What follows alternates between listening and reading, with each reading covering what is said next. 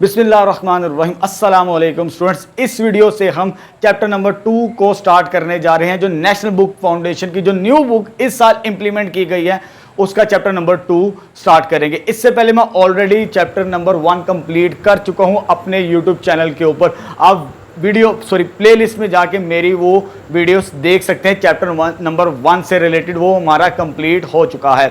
अब हमारी जो न्यू सीरीज आएगी अपकमिंग सीरीज वीडियो लेक्चर्स की, वो होगी चैप्टर नंबर 2 की। वो जो नाम है, चैप्टर का नेम है हमारे पास मैट्रिक्स एंड डिटर्मिनेंट्स। ये आप 9th क्लास के अंदर भी पढ़ चुके हैं। मैट्रिक्स एंड डिटर्मिनेंट वो आपकी बेसिक्स लेवल्स है। अब थोड़ा सा एडवांस लेवल के ऊपर है मैट्रिक्स और डिटर्मिनेंट्स। बेसिक चीजें वही हैं जो आज फर्स्ट वीडियो लेक्चर के अंदर हम पढ़ेंगे। ये आपने चीजें पढ़ चुके हैं, बस थोड़ा सा मेमोराइज करना है। फिर हम आगे एक्सरसाइज 2.2 से नई चीजें सीखेंगे मैट्रिक्स और डिटर्मिनेंट से रिलेटेड। एक्सरसाइज 2.1 स्टार्ट करते हैं। एक्सरसाइज 2.1 के हमारे पास क्वेश्चन 1 to 4 हैं। हमारे पास 1 to 4 इसमें इस वीडियो लेक्चर्स के अंदर हम कंप्लीट करेंगे बाय डेफिनेशंस को भी साथ साथ डिस्कस करेंगे और साथ साथ हम क्वेश्चंस भी सॉल्व करेंगे। बड़े सिंपल से क्वेश्चंस हैं, एक दो लाइनर के अंदर इनके सॉल्यूशंस मिल जाते हैं। बेसिक चीजें आपने 9th क्लास के अंदर भी पढ़ी है, थोड़ी सी रिमाइंड करेंगे तो चीजें आपको याद आ जाएंगी। चलिए स्टार्ट करते हैं। हमारे पास क्वेश्चन नंबर 1 की स्टेटमेंट क्या, find the order of matrix. Order क्या होता है मैट्रिक्स का? Number of rose and number of column in a matrix. Matrix के अंदर रो की तादाद और कॉलम्स की तादाद, वो हमारे पास matrix order of a matrix कहलाता है। ये डिफरेंट पार्ट्स गिवन है मेरे पास क्वेश्चन नंबर 1 में 6 पार्ट्स हैं।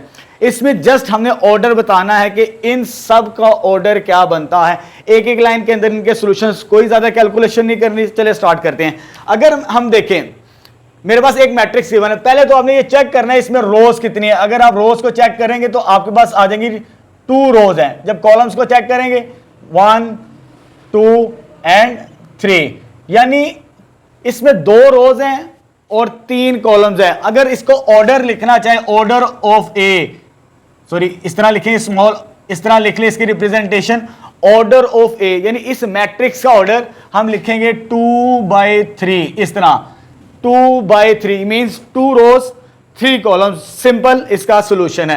नेक्स्ट स्टार्ट करते हैं। नेक्स्ट में कितनी रोज है? 1 2 3, यानी ऑर्डर ऑफ बी की जब हम बात करेंगे तो उसमें पहले रोज को लिखें 1 2 3, 3 रोज आ जाएगी मेरे पास और 1 2, यानी इसका ऑर्डर 3/2 बनेगा मैट्रिक्स बी का। चलिए नेक्स्ट स्टार्ट करते हैं। मेरे पास ये सी मैट्रिक्स दिया हुआ है, इसकी रोज काउंट करते हैं। First row, second row, third row, यानी ऑर्डर ऑफ सी की जब बात करेंगे इसमें रोज कितनी है? 3 है, 1 2 3, और कॉलम कितने हैं हमारे पास? जस्ट 1, तो यह आ जाएगा 3/1। Order of C is 3/1। जैसे हमने काउंट करनी रोज कितनी है और कॉलम्स कितने हैं, पहले रोज लिखी जाती है फिर कॉलम्स लिखे जाते हैं। अब आगे देखते हैं। इसमें 1 रो है, order of D. Order of D की बात करेंगे तो जस्ट 1 रो है हमारे पास, 1 रो आ जाएगी मेरे पास। बाय 1 2 3 4 वर्टिकल लाइंस, तो ये आ जाएगा 1/4 ऑर्डर ऑफ डी।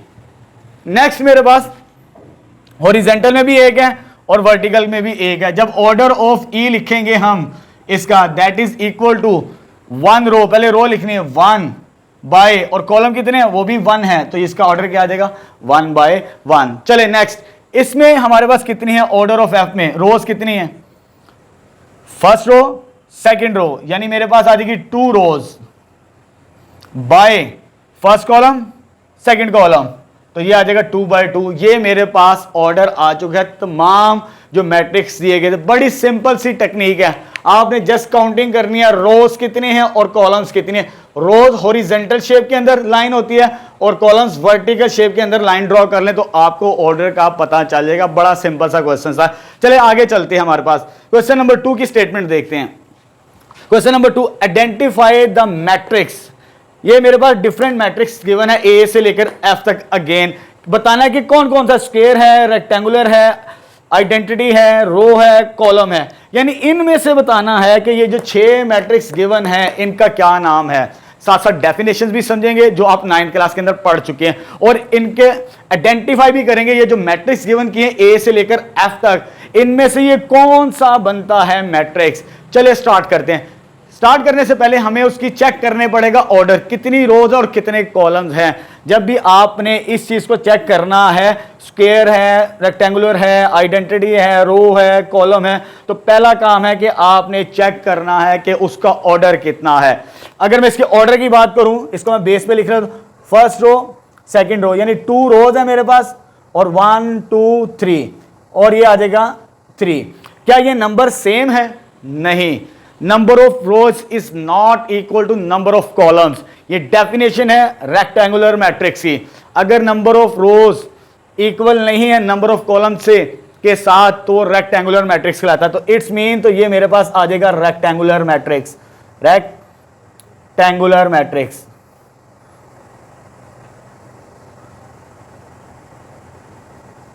ये चीज आ गई। अब आते हैं बी की तरफ। इसका ऑर्डर चेक करते हैं। इसमें रोज कितनी है? First row second row. इसका ऑर्डर बनता है मेरे पास 2/2, यानी 2 रोज हैं 2 कॉलम्स हैं। अगर नंबर ऑफ रोज इक्वल हो नंबर ऑफ कॉलम्स के, ये डेफिनेशन है स्क्वायर मैट्रिक्स की। तो यहां पर ये जो मैट्रिक्स भी है दैट इज स्क्वायर मैट्रिक्स। साथ साथ डेफिनेशन भी मैं समझा रहा हूं आपको, यानी number of rows equal to number of columns is called square matrix. अब आते हैं इसकी तरफ। अब इसमें मेरे पास 1 2 3 रोज है और 1 कॉलम है, ये मेरे पास दिया हुआ है।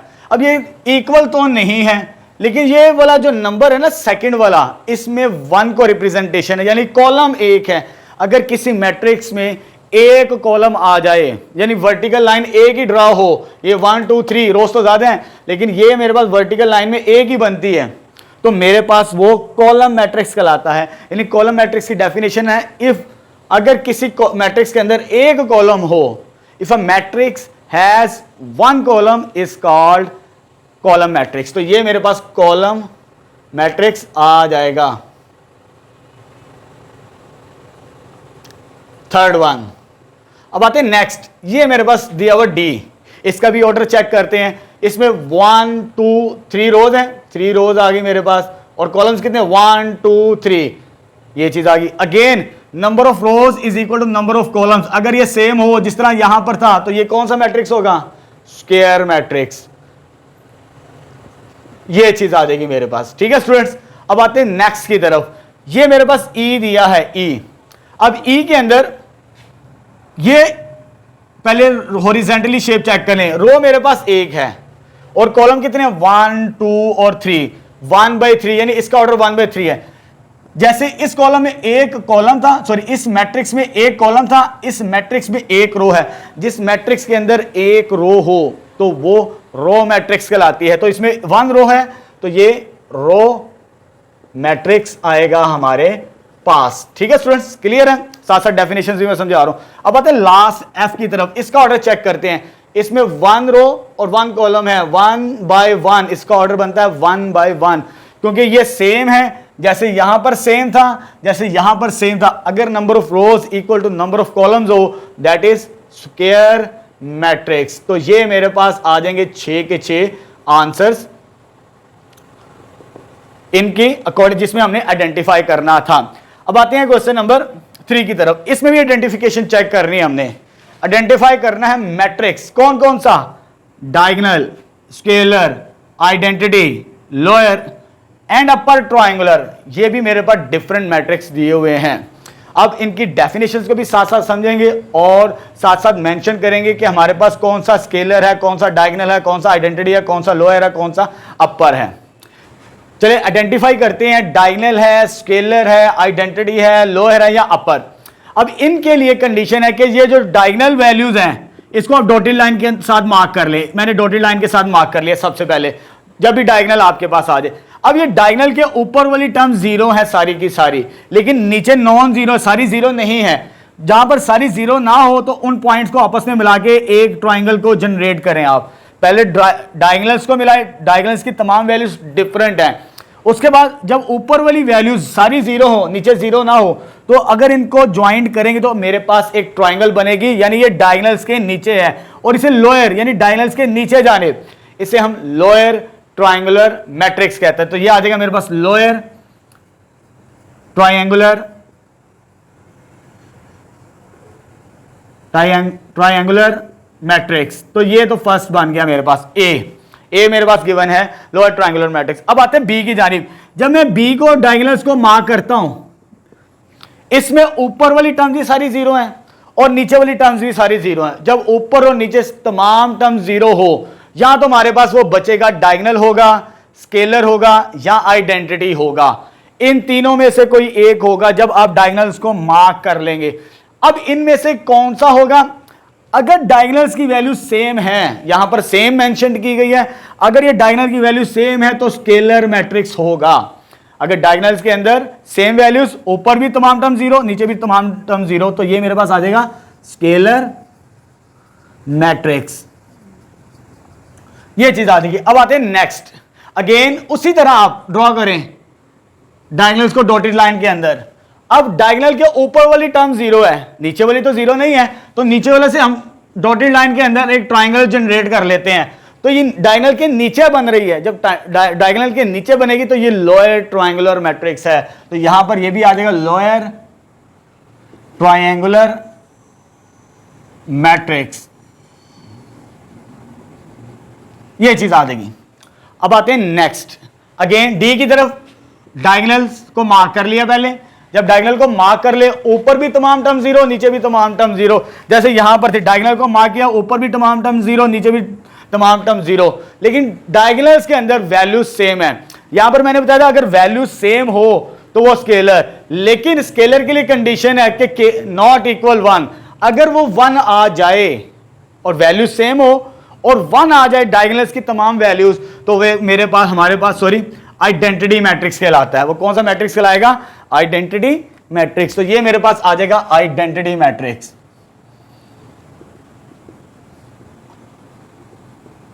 नेक्स्ट ई को चेक करते हैं। ये तमाम टर्म्स डायगोनल को मार्क कर लिया, ऊपर भी सारी जीरो, नीचे भी सारी जीरो, ट्राइंगल नहीं बनानी। जब ऊपर भी जीरो हो तो उस ट्राइंगल नहीं बनाते, और नीचे भी जीरो तो उधर भी ट्राइंगल नहीं बनाते। अब ये डायगोनल में नजर आ रही मेरे पास वैल्यूज, डायगोनल्स की वैल्यू सेम नहीं है, ना 1 है और ना एक जैसी वैल्यूज हैं। जब ना 1 हो ना एक जैसी हो तो वो डायगोनल सिंपल मैट्रिक्स कहलाता है। तो ये मेरे पास आ जाएगा डायगोनल मैट्रिक्स। डिफरेंट है, 2 और 3 है, ये डिफरेंट डायगोनल के अंदर डिफरेंट वैल्यूज हो और ऊपर और नीचे वाली तमाम टर्म जीरो हो तो वो डायगोनल मैट्रिक्स कहलाता है हमारे पास। ठीक है, अब आते हैं इस तरफ। जब इसको डायगोनल बनाएंगे हम, ये डायगोनल आ गया।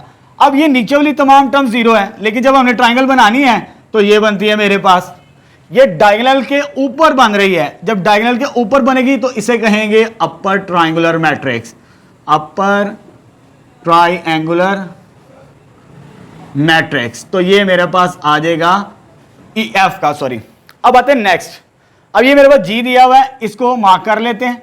ये चीज आ गई, ऊपर भी तमाम टर्म जीरो, ये और नीचे भी तमाम टर्म जीरो, यानी डायगोनल्स के ऊपर और लोअर नीचे तमाम टर्म जीरो है। या वो डायगोनल होगा या वो स्केलर होगा या आइडेंटिटी, तीनों में से होगा। आइडेंटिटी से मुराद है इधर 1 1 होना चाहिए पूरी लाइन के अंदर। डायगोनल में 1 1 होगा तो वो आइडेंटिटी बनेगा। ये आइडेंटिटी बिल्कुल भी नहीं है। स्केलर, क्या तमाम नंबर एक जैसे हैं? बिल्कुल नहीं।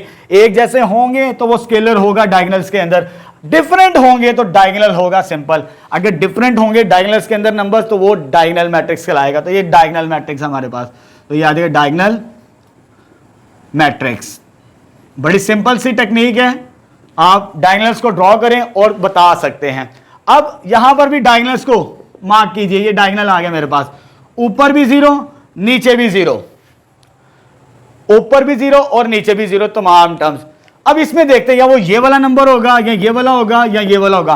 अगर आइडेंटिटी में डायगोनल में 1 1 होता है, ये तो आइडेंटिटी नहीं है, 1 1। स्केलर में क्या होगा? Same number. डायगोनल में अगर नंबर सेम है, जैसे यहां पर -6 -6 -6, डायगोनल में नंबर सेम था एक्सेप्ट 1, 1 के अलावा। ये 1 के अलावा कौन सा नंबर है? 2 है, सेम है। जैसे इधर -6 था तो ये स्केलर मैट्रिक्स यहां पर है, तो वो भी क्या होगा? स्केलर मैट्रिक्स होगा। तो ये तो आ गया मेरे पास आइडेंटिफिकेशन ऑफ दीज मैट्रिक्स। जो मेरे पास डिफरेंट मैट्रिक्स गिवन थे, उनकी मदद से हमने रेकग्नाइज करना सीखा, पहचान करना सीखी, कौन सा डायगोनल है, कौन सा स्केलर है, कौन सा आइडेंटिटी है, कौन सा लोअर है, कौन सा अपर ट्रायंगुलर मैट्रिक्स है। चलो क्वेश्चन नंबर 4 स्टार्ट करते हैं एक्सरसाइज 2.1 का, जिसमें हमें पहले फाइंड आउट करना फाइंड द ट्रांसपोज। पहले हम ट्रांसपोज निकालेंगे, फिर हम चेक करेंगे, वेरीफाइड करेंगे इनमें से कौन सा सिमेट्रिक है और कौन सा स्क्यू सिमेट्रिक है। चलिए ट्रांसपोज लेते हैं। ट्रांसपोज बड़ी सिंपल सी टेक्निक है, आप अर्ली क्लासेस के अंदर 9th क्लास के अंदर भी पढ़ चुके हैं। जब इसका ट्रांसपोज लेना है ए का, ये रो ये कॉलम में आ जाएगी, उसके बाद ये रो ये कॉलम में आ जाएगी, ये रो ये कॉलम में आ जाएगी, ये आ जाएगा इसका ट्रांसपोज। ट्रांसपोज फाइंड आउट कर लिया मैंने ये वाला। अब चेक करना सिमेट्रिक है या स्क्यू सिमेट्रिक। अगर ट्रांसपोज ऑफ मैट्रिक्स इक्वल हो ओरिजिनल मैट्रिक्स के इक्वल, तो वो सिमेट्रिक होता है। आप देख सकते हैं ये दोनों डिफरेंट हैं, ए और ए टी इक्वल नहीं है। यहां पर अगर मैं इन दोनों को कंपेयर करूं तो ये वाली रो और ये वाली रो सेम नहीं है। रोज कोई कंपैरिजन कर ले, आपको पता चल जाएगा। इधर रो है मेरे पास 2 0, इधर मेरे पास रो है 2√5, ये सेम नहीं है, तो ये इक्वल नहीं होगा। यानी ए और ए ट्रांसपोज इक्वल नहीं है, तो इट्स मीन ये सिमेट्रिक मैट्रिक्स नहीं है। उसके बाद स्क्यू सिमेट्रिक के लिए अगर इसमें से मैं माइनस कॉमन भी ले लूं, माइनस कॉमन लेने से क्या इसमें से माइनस कॉमन लेने से इसमें कोई फर्क इसके साथ मैच करेगा? बिल्कुल भी नहीं करेगा। यानी कि ये तो ना सिमेट्रिक बन सकता है और ना ही स्क्यू सिमेट्रिक बन सकता है। तो दिस इंप्लाइज, तो हम रिजल्ट क्या लिखेंगे?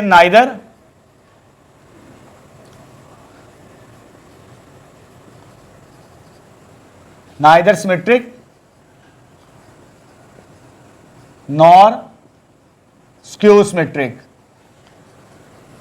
यानी कोई कंडीशन भी सेटिस्फाइड नहीं करता, because A T is not equal to A and also not equal to minus से। यानी तीनों कंडीशन सेटिस्फाइड नहीं करती हमारे पास। ठीक है, अब सेकंड पार्ट स्टार्ट करते हैं। हमारे पास जो सेकंड मैट्रिक्स गिवन है that is B matrix. B matrix मेरे पास गिवन है, इसको चेक करते हैं। बी इज इक्वल टू, यह आ जाएगा 1 6 2 0, ये चीज आ गई।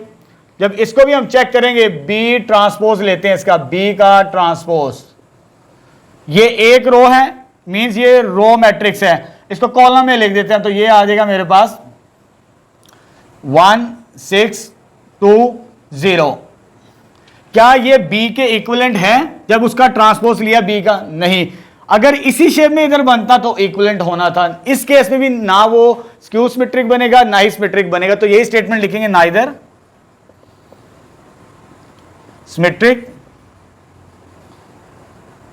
Nor skew symmetric. ये चीज आ गई, because B transpose is not equal to B, also not equal to minus B. ठीक है, यानी कि बी और ये भी बराबर नहीं, जब उसमें से माइनस कॉमन ले तब भी वो सेम नहीं बनता। चलिए थर्ड पार्ट स्टार्ट करते हैं। थर्ड मेरे पास गिवन है सी मैट्रिक्स है 2 6 9 2। इसका ट्रांसपोज लेते हैं, इसको चेक करते हैं, पहले इसका ट्रांसपोज फाइंड आउट करते हैं। जब ट्रांसपोज लेंगे सी टी, जब मैं ट्रांसपोज लूंगा, ये रो है और ये कॉलम में आ जाएगी, ये रो और ये कॉलम में आ जाएगी। क्या ये दोनों इक्वल हैं? नहीं, क्योंकि ये वाली रो इस रो के बराबर नहीं है, ना ये वाली रो इसके बराबर है। यानी रोज को मैच करके देख लें, अगर रोज सेम हो जाए तो इक्विवेलेंट होता है। यहां पर रोज सेम नहीं है हमारे पास, इट्स मीन ये भी ना बनेगा, सिमेट्रिक भी नहीं बनेगा और स्क्यू सिमेट्रिक भी नहीं बनेगा। तो neither symmetric nor skew symmetric. तो ये तो आ गया थर्ड पार्ट। अब चेक करते हैं डी पार्ट को। डी पार्ट मेरे पास क्या मैट्रिक्स गिवन है? D is equal to 0 -1 -9 1 0 -5 9 5 0। तो ये चीज आ गई मेरे पास डी मैट्रिक्स। अब इसको पहले ट्रांसपोज लेना है, क्योंकि हमने पहले ट्रांसपोज निकालेंगे, फिर इसको चेक करेंगे सिमेट्रिक है कि स्क्यू सिमेट्रिक। इसका ट्रांसपोज लेते हैं। जब इसका ट्रांसपोज लेंगे, ये चीज आ जाएगी मेरे पास। ट्रांसपोज क्या 0 1 9 0 1 9 आ जाएगा मेरे पास। उसके बाद ये रो ये कॉलम में आ गई, उसके बाद -1 0 5, यानी ये रो इस कॉलम में आ चुकी। अब इस रो को कॉलम में लिखते हैं -9 -5 0, ये चीज आ गई। ये अभी मैंने ट्रांसपोज लिया है। क्या हमारे पास डी ट्रांसपोज इक्वल बनता है डी के? क्या ये रो और ये वाली रो सेम है? बिल्कुल भी नहीं, यानी कि ये कंडीशन सेटिस्फाइड नहीं करेगी अगर ट्रांसपोज उसका मैट्रिक्स सेम नहीं आएगा। लेकिन इसमें एक चीज चेक करते हैं, अगर इस रो को कंपेयर करें इस रो के साथ, यहां पर पॉजिटिव और वहां पर क्या है? नेगेटिव साइंस है। अगर इसमें से मैं नेगेटिव साइन कॉमन लूं, अगर इसमें नेगेटिव साइन कॉमन लेते हैं तो मेरे पास क्या बन जाएगा? ये फिर ये आ जाएगा 0 1 9, ये माइनस हो जाएगा 0, ये पॉजिटिव हो जाएगा, ये -9, ये -5 और ये 0। अब ये कंपेयर करें, ये वाला मैट्रिक्स, ये वाला और ये वाला सेम है, क्योंकि ये मैंने माइनस जब कॉमन लिया, ये वैल्यू किसकी है मेरे पास? That is D. It's mean तो ये किसके बराबर आ गया? -d के बराबर आ गया। तो डी वाला मैट्रिक्स ट्रांसपोज लेने से हमें स्क्यू सिमेट्रिक मिला है। सो इधर लाइन लिखते हैं, hence D is skew symmetric। D हमारे पास क्या है? स्क्यू सिमेट्रिक मैट्रिक्स है, यानी उसका ट्रांसपोज लिया, D ट्रांसपोज वो किसके इक्विवेलेंट आ गया? -D के इक्विवेलेंट वो सेटिस्फाइड कर गया। अब हम चेक करते हैं F पार्ट को, सॉरी E पार्ट को। E क्या गिवन है हमारे पास? E इज इक्वल टू, ये आ जाएगा मेरे पास 3 -6 9 -6 2 0 9 0 0। वैल्यूज चेक कर ले तो मैं बुक से, ठीक है, वैल्यूज ठीक है। पहले इसका क्या काम करना है? हमने ट्रांसपोज लेना है। जब ट्रांसपोज लेते हैं ET, यानी ये रो, ये वाली रो को कॉलम में लिखेंगे 3 -6 9, ये पूरी रो को मैंने इस कॉलम में लिख दिया। अब इस पूरी रो को कॉलम में लिखते हैं -6 2 0। अब इस पूरी रो को कॉलम में लिखते हैं 9 0 0। क्या ये वाला मैट्रिक्स, ये ट्रांसपोज लिया, क्या ये E ही नहीं है? रिमेन सेम, दोबारा वही है। जब हमने इसके अंदर ट्रांसपोज लिया तो मैट्रिक्स रिमेन्स अनचेंज। जब मैट्रिक्स अनचेंज रहे तो वो सिमेट्रिक मैट्रिक्स कहलाता है। इस कंडीशन को वो सेटिस्फाइड करेगा, यानी ट्रांसपोज लिया वो E के इक्विवेलेंट ही आता है। तो so hence E is a symmetric matrix. तो ये आ जाएगा मेरे पास इस पार्ट के अंदर सिमेट्रिक मैट्रिक्स, सॉरी मैट्रिक्स। अब लास्ट F को चेक करते हैं। F मेरे पास क्या गिवन है? F गिवन है 9 0 0 0 6 0 1 3 1। फर्स्ट स्टेप हम इसका ट्रांसपोज लेंगे। ट्रांसपोज लेंगे तो FT तो ये मेरे पास आएगा, ये रो है, ये कॉलम में आ जाएगी 9 0 1, ये रो 0 6 3, ये कॉलम में आ गई, ये वाली रो 0 0 1। तो ये मेरे पास आ गया FT। अब कंपेयर करें इसको और इसको, क्या ये सेम है? बिल्कुल भी नहीं, क्योंकि ये रो इस रो के साथ मैच नहीं कर रही। फर्स्ट रो से ही चेक कर लिया करें आप। अगर रोज मैच कर जाएं तो सिमेट्रिक की तरफ जा सकता है, लेकिन सारी रोज मैच करनी चाहिए। तो ये मेरे पास F के इक्विवेलेंट नहीं है।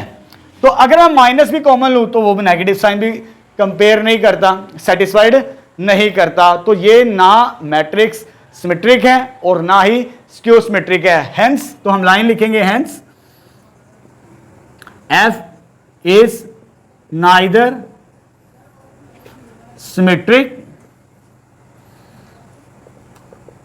Nor skew symmetric.